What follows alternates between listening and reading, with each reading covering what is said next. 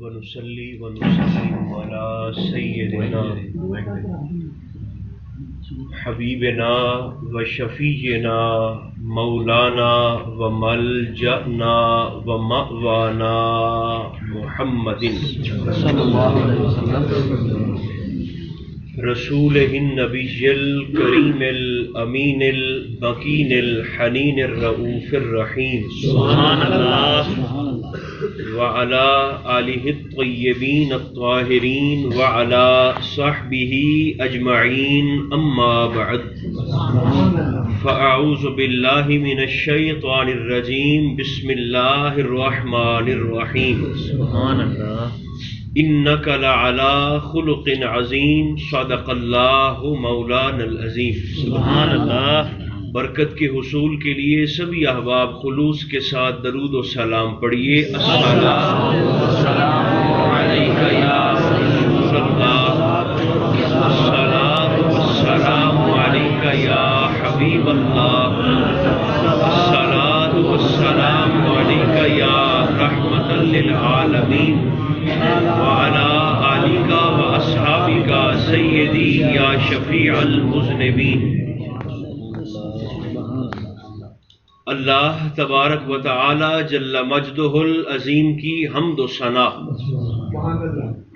حضور نبی محترم رسول محتشم رحمت عالم صلی اللہ علیہ وآلہ وبارک وسلم کی ذات بے کس پناہ پر بے شمار ہدیہ درود و سلام عرض کرنے کے بعد میرے انتہائی قابل عزت سامعین، اللہ رب العزت کا فضل ہے جس نے ہماری گردنوں میں غلامی مصطفیٰ کا کلادہ عطا فرمایا۔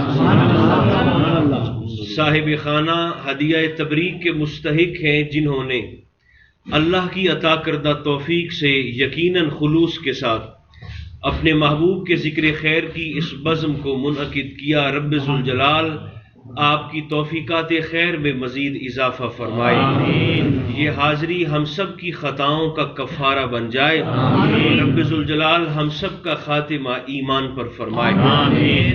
اپنے وقت میں رہتے ہوئے آپ کی خدمت میں کچھ گزارشات پیش کرنا مقصود ہے۔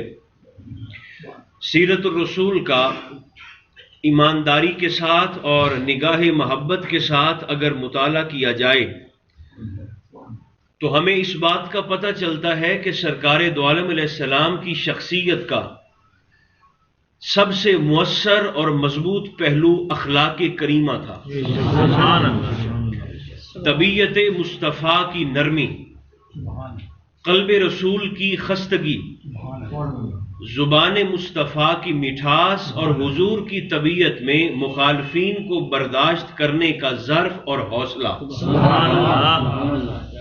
اخلاق مصطفیٰ کی طاقت کا اندازہ آپ اس بات سے لگا سکتے ہیں کہ عرب کے وہ سر جو لوہے اور فولاد کی تلوار کے سامنے نہ جھک سکے، ان سروں کو اخلاق مصطفیٰ کے سامنے جھکنا پڑ گیا۔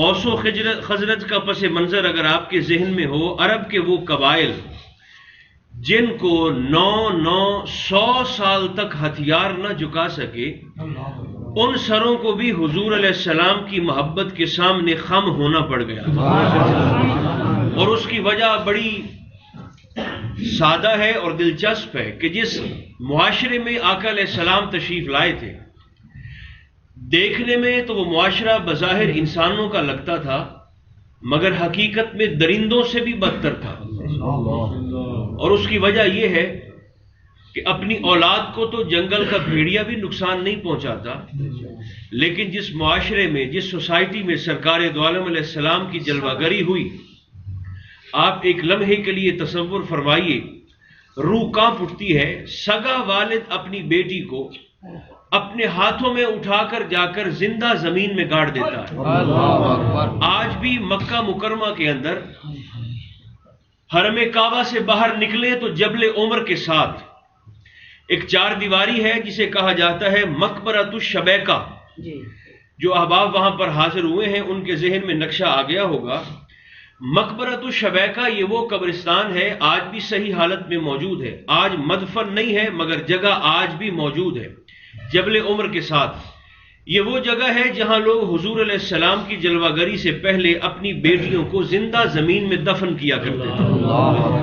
آج بھی جائے عبرت ہے، دیکھی جا سکتی ہے۔ معاشرے کی اخلاقی گراوٹ کا آپ اندازہ فرمائیے۔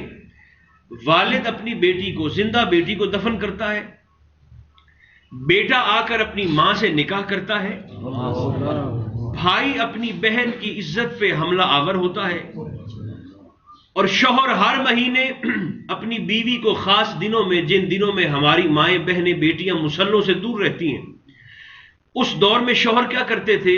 خاص دنوں میں 6-7 دن کے لیے اپنی بیوی کو دھکے دے کر رسوا کر کے گھر سے نکال دیا کرتے تھے۔ بیوی کے ہاتھ سے بنا ہوا کھانا نہیں کھاتے تھے کہ یہ نجس ہے، ناپاک ہے، مردار ہے، حرام ہو گئی۔ 7 دن کے لیے بیوی کو رسوا کر کے اپنے گھر سے نکال دیتے تھے۔ یہ وہ معاشرہ ہے جس میں حضور علیہ السلام تشریف لائے۔ آج لوگ بنے رہیں کتابی کیڑے میلاد النبی کے دلائل ڈھونڈنے کے لیے۔ یاد رکھیں، کتابوں سے دلائل بعد میں ڈھونڈیے گا۔ وہ بیٹی حضور علیہ السلام کی آمد کی خوشی کیوں نہ منائے جسے زندگی کی ضمانت میرے مصطفیٰ نے دی ہے۔ وہ بہن حضور کی آمد کا جشن کیوں نہ منائے جس کی عزت کی ضمانت نبی مکرم علیہ السلام نے دی۔ اور وہ ماں آمد رسول کا جشن کیوں نہ منائے کہ جس کی اولاد ماں کے گلے میں رسی ڈال کر منڈی میں جا کر ماں کو بیچ آتے تھے۔ وہ بوڑھا والد سرکار کے میلاد النبی کی محفل اور مجلس میں کیوں نہ آئے جس کو سگی اولاد مار کر بے عزت کر کے گھر سے نکالا کرتی تھی۔ نقلی دلائل، کتابی دلائل آپ بعد میں ڈھونڈتے رہیے، کم از کم مصطفیٰ کے کسی احسان کا پاس تو رکھیں۔ کمینہ ہوتا ہے وہ شخص جو محسن کے احسان کو بھول جائے۔ اعلیٰ ظرف نہیں ہوتا وہ، اچھی طبیعت کا، اچھی فطرت کا نہیں ہوتا۔ نبی مکرم علیہ السلام کے احسانات کثیرہ میں سے کسی ایک احسان کا حیا کر کے انسان حضور علیہ السلام کے ذکر کی محفل میں چلے، نہ آئے نہ منائے، مگر کم از کم اپنی طبیعت میں اس کو رکاوٹ تو محسوس نہ کرے۔ اپنے مزاج کو کم از کم حضور کی شریعت کے مطابق ڈالے تو صحیح۔ ہماری منشا شریعت کے تابع ہے، ہماری ناک میں شریعت کی نکیل ہے، دین ہمارے تابع نہیں ہے۔ ہمیں اپنے مزاج کو دین کے تابع کرنا ہے۔ یہ وہ معاشرہ ہے اخلاقی لحاظ سے، علمی لحاظ سے، فکری لحاظ سے گرا ہوا گھٹیا اور پست معاشرہ جس میں حضور تشریف لائے۔ مگر سرکار دو عالم علیہ السلام نے آتے ہی لوگوں کو نیری تقریریں کر کر کے نہیں سنائی، اس پر بھی غور کرنا چاہیے۔ نہ ہی نبی مکرم علیہ السلام نے تشریف لا کر لوگوں کو کتابیں پڑھ پڑھ کے کوئی واعظ فرمایا، آقا نے درس بھی نہیں دیا۔ مصطفیٰ کریم علیہ السلام نے تشریف لاتے ہی لوگوں کو مسلوں کے ساتھ باندھ نہیں دیا، یا ساری کی ساری قوم کو حضور نے چلوں پر نہیں لگا دیا۔ میں گزارش آپ کی خدمت میں کروں، اصل میں گڑبڑ پیدا اس وقت ہوتی ہے جب ہم یہ سمجھنا شروع کرتے ہیں کہ اسلام صرف مجھے مسجد کے اندر قید کرنا چاہتا ہے، میرا دین صرف مجھے مصلی پر ہر وقت بیٹھا ہوا دیکھنا چاہتا ہے۔ یہاں سے فکری گراوٹ کا آغاز ہو جاتا ہے۔ جیسے یہ فکر آئی، یہ تقسیم تو ہم نے کر دیا ہے نا صاحب کہ یہ دنیا دار ہیں، یہ دیندار ہیں۔ مومن سب سے اچھا دنیا دار ہوتا ہے۔ اسلام عبادات کا دین بھی ہے، اور اسلام عبادات سے کہیں زیادہ معاملات کا دین ہے۔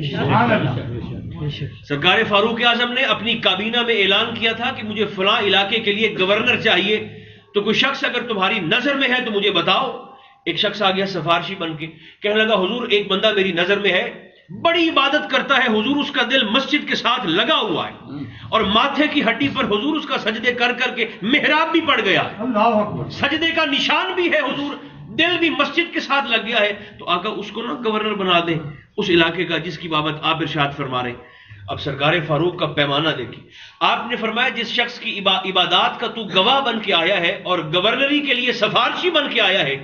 جناب عمر پوچھنے لگے کہ تو نے کبھی اس کے ساتھ سفر کیا ہے؟ سفر شخصیت کا ایکس رے ہے۔ دیکھیں میک اپ تو ویسے ہی نہیں چھپتا، بہروب کب تک چلے گا؟ اداکاری کب تک چلے گی؟ آپ نے پوچھا تو نے کبھی اس کے ساتھ سفر کیا ہے جس کی عبادت کی تو گواہی دے رہا ہے؟ اس نے کہا نہیں جی سفر تو نہیں کیا۔ فرمایا تو کبھی اس کے پڑوس میں اس کی ہمسائیگی میں رہا ہے اس کے ساتھ؟ ایک شخص حضور کی بارگاہ میں حاضر ہوا اور سرکار سے کہتا ہے حضور مجھے پتہ کیسے چلے گا میں اچھا ہوں یا برا ہوں؟ سرکار نے فرمایا تو اپنے پڑوسی سے پوچھ لے، تیرا پڑوسی تجھے اچھا کہہ دے تو فرمایا تو اچھا ہے، اور اگر وہ تجھے بیڑا کہہ دے برا کہہ دے تو پھر اپنے حلیے سے دھوکہ نہ کھانا، پھر تو واقعی بیڑا ہے۔ اب یہ آقا کا دیا ہوا پیمانہ ہے، اس پہ آپ خود کو پرکھیں، میں خود کو پرکھتا ہوں۔ آپ کو کیا لگے میں کتنی نمازیں پڑھتا ہوں؟ مجھے کیا لگے آپ اشراق چاشت اوابین تہجد کے نفل پڑھتے ہیں کہ نہیں پڑھتے؟ عبادت میرے دوستو اپنی تربیت کے لیے ہوتی ہے، دوسروں پر روب ڈالنے کے لیے نہیں ہوتی۔ یہ بات یاد رکھیے، سرکار دو عالم علیہ السلام نے تو دین کے طلباء کے لیے، دین کے خدام کے لیے ارشاد فرمایا۔ سرکار نے فرمایا جو شخص اس نیت سے علم حاصل کرتا ہے کہ میں علم سیکھ کر صاحبان علم سے بحث کروں گا، یا اس نیت سے علم سیکھتا ہے کہ میں بیچارے سادہ ان پڑھ یا تھوڑے پڑھے ہوئے لوگوں پر روب ڈالوں گا اپنے علم کا، تو آقا فرماتے ہیں قیامت کے دن جنت تو کجا جنت کی خوشبو کو بھی نہیں پا سکتا۔ عبادت تو دوستو اپنی تربیت کے لیے ہوتی ہے۔ اسلام تو معاملات کا دین ہے، اور اگر میں آپ کی خدمت میں گزارش کروں نا تو یہ بات بھی مانے یا نہ مانے مگر سچی ضرور ہے کسی حد تک۔ ہماری مارکیٹیں بھری ہوتی ہیں، آپ اپنے اپنے من پسند نعرے لکھوائیں، اپنی دکانوں کے سامنے سٹیکر بھی لگوائیں، مارکیٹ کا چکر لگا لیں کسی بھی شہر میں، کہیں پر میلاد النبی کا سبز جھنڈا آپ کو نظر آئے گا، کہیں پر المدد یا رسول اللہ نظر آئے گا، کہیں پر صرف یا اللہ مدد دکھائی دے گا، کہیں پر لبیک یا حسین نظر آئے گا، اپنے اپنے من پسند، کہیں پر بسم اللہ، کہیں پر ماشاءاللہ، کہیں پر کچھ، کہیں پر کچھ، پوری مارکیٹ بھری ہوگی اسلامی نعروں سے، مگر ایک نمبر چیز آپ کو پوری مارکیٹ میں نہیں ملے گی۔ تو ہم نے کیا سمجھا ہے کہ دین صرف نعروں کا نام ہے؟ رب رسول ہمارے نعروں کے، ہمارے جھنڈوں کے محتاج ہیں؟ یہ سارے نعرے اور جھنڈے اٹھا کر منہ پر دے مارے جائیں گے اگر ہماری ذات سے لوگوں کو کم از کم منفعت نہیں پہنچتی، فائدہ نہیں پہنچتا میرے دوستو، تو پھر کم از کم تکلیف بھی نہیں پہنچنی چاہیے، اذیت بھی نہیں پہنچنی چاہیے۔ اس نے کہا حضور بڑا عبادت گزار ہے، اسے بنا دیں گورنر۔ فرمایا کبھی سفر کیا ہے؟ اس نے کہا جی سفر تو نہیں کیا۔ کبھی اس کے پڑوس میں رہے ہو؟ اس نے کہا جی نہیں رہا۔ فرمایا کبھی اس کے ساتھ لین دین کیا ہے، ڈیل کیا ہے کبھی، ڈیلنگ؟ اس نے کہا نہیں حضور لین دین بھی کبھی نہیں کیا۔ اب جملہ سنیں تو سرکار فاروق فرمانے لگے اگر اس کے ساتھ لین دین نہیں کیا، اس کے پڑوس میں نہیں رہے، اس کے ساتھ سفر نہیں کیا، تو پھر تو نے اس کو صرف نماز کے لیے کمر دوہری کرتے دیکھا ہے، صرف نماز کے لیے فقط اٹھک بیٹھک کرتے دیکھا ہے، اگر اس کے ساتھ تیرا معاملات کا آپس میں تعلق واسطہ نہیں ہے۔ سرکار فاروق نے فرمایا یہ شخص ریجیکٹ ہے، نہیں قابل قبول۔ عبادت ہوگی تو اس کے اپنے لیے ہے نا۔ فرمایا اس منصب کے لیے مجھے ایسا شخص نہیں چاہیے۔ تو اسلام معاملات کا دین ہے۔ مصطفیٰ کریم علیہ السلام کی سیرت دیکھیں، ہم تو، اور یہ بھی مجھے آپ گزارش کرنے کی اجازت دیں، میں آپ کی خدمت میں یہ ضرور کہوں گا، بیٹھے ہم ساتھ ساتھ ہوتے ہیں، چاہے مسجد ہو، چاہے محفل ہو، چاہے کچھ جنازے کی صفیں ہوں، کھڑے ہم ساتھ ساتھ ہوتے ہیں، بیٹھے ساتھ ساتھ ہوتے ہیں، بظاہر کندھے سے کندھا ہمارا ملا ہوا ہوتا ہے، لیکن اگر دلوں کا فاصلہ ناپے تو سینکڑوں میل کی مسافت نکلے گی۔ نعرہ تکبیر، نعرہ رسالت، اچھا اب پھرتے رہے ایسے ہی نظام چلاتے ہیں کہ جی یہ سنی ہے تو بھائی رہو، یہ دیوبندی ہے تو رہے، یہ بریلوی ہے، یہ وہابی ہے، اہل حدیث ہے، یہ اہل تشیع ہے، تو بھائی رہیں، آپ اپنے اپنے معاملات کو آپ چلائیں، مگر کم از کم رب رسول یہ دیکھتے ہیں کہ جب ہم آپس میں ملاقات کرتے ہیں تو پھر طبیعت میں اخلاص کتنا ہے، کس نیت سے ملتے ہیں۔ یہ حلیے مجھے اور آپ کو تو متاثر کرتے ہیں، رب رسول کے سامنے تو یہ دھوکہ بازی نہیں نہ چلتی۔ حدیث قدسی میں نے بارہا عرض کی ہے آپ کی خدمت میں، ان اللہ لا ينظر الى صورکم واعمالکم ولکن ينظر الى قلوبکم ونیاتکم۔ اللہ فرماتا ہے ایک گٹھ، ایک بالشت کے جن چہروں پر تم محنت کرتے ہو، اللہ فرماتا ہے ان چہروں کو تو میں دیکھا ہی نہیں کرتا۔ بنائے ہیں مگر فرمایا دیکھتا نہیں ہوں چہروں کو، نہ تمہارے چہروں کو دیکھوں نہ تمہارے ظاہری اعمال کو دیکھوں۔ اللہ تو پھر تو کسے دیکھتا ہے؟ فرمایا وَلَٰكِن يَنظُرُ إِلَىٰ قُلُوبِكُمْ وَنِيَّاتِكُمْ، میں دیکھتا ہوں تو تمہارے دلوں کو اور دلوں کے اندر پوشیدہ تمہاری نیتوں کو دیکھتا ہوں۔ اگر حسین بنا سکتے ہو تو اپنی نیتوں کو حسین بناؤ۔ حضور علیہ السلام کا اس معاشرے میں آنا، ایسے معاشرے میں آنا جس کی میں نے آپ کی خدمت میں مثال پیش کی ہے، تو حضور نے آتے ہی بھلا کیا کیا ہے؟ نبی مکرم علیہ السلام نے لوگوں کو کوئی ایسی تسبیحیں نہیں پکڑا دی آتے یا کوئی مصلی یا کوئی وظیفے یا کوئی چلے، نہیں، نہ ہی تقریریں۔ 40 سال تک حضور نے کوئی تقریر نہیں کی، یعنی باقاعدہ جسے نبی کا خطاب کہا جا سکتا ہو، نہیں۔ بڑی حکمت کے ساتھ اور بڑی خاموشی کے ساتھ حضور علیہ السلام نے نا مکہ والوں کو صرف اپنا کردار دکھایا۔ 40 سال تک نبی مکرم علیہ السلام نے مکہ والوں کو اپنا کردار دکھایا، اور کردار رسول کی صداقت دیکھیے کہ شب ہجرت جو جان کے دشمن بنے حجرے کے گرد گھیرا ڈال کے کھڑے ہیں، ان سب کی امانتیں نبی مکرم علیہ السلام کے پاس پڑی۔ ادھر جان کے دشمن ہیں مگر یہ بھی ماننا پڑے گا کہ جانی دشمنوں کو بھی سارے مکہ میں مصطفیٰ سے بڑا امین دکھائی کوئی نہیں دیا۔ یہ سرکار کے کردار کی صداقت ہے۔ تو آقا نے 40 سال تک اہل مکہ کو کردار دکھایا، اور کردار کی ایک جھلک میں آپ کی خدمت میں تاریخ سے یوں بھی پیش کر سکتا ہوں کہ جبل فاران آج بھی ظاہر ہے موجود ہے، وہاں پر کچھ حصہ مشروع میں آ گیا ہے، مگر فاران پہاڑ تو بہرحال آج بھی موجود ہے۔ سرکار نے فاران کو منبر بنایا، اور اعلان نبوت کے حکم کے بعد سارے مکہ والوں کو حضور نے سامنے میدان میں جمع فرما لیا،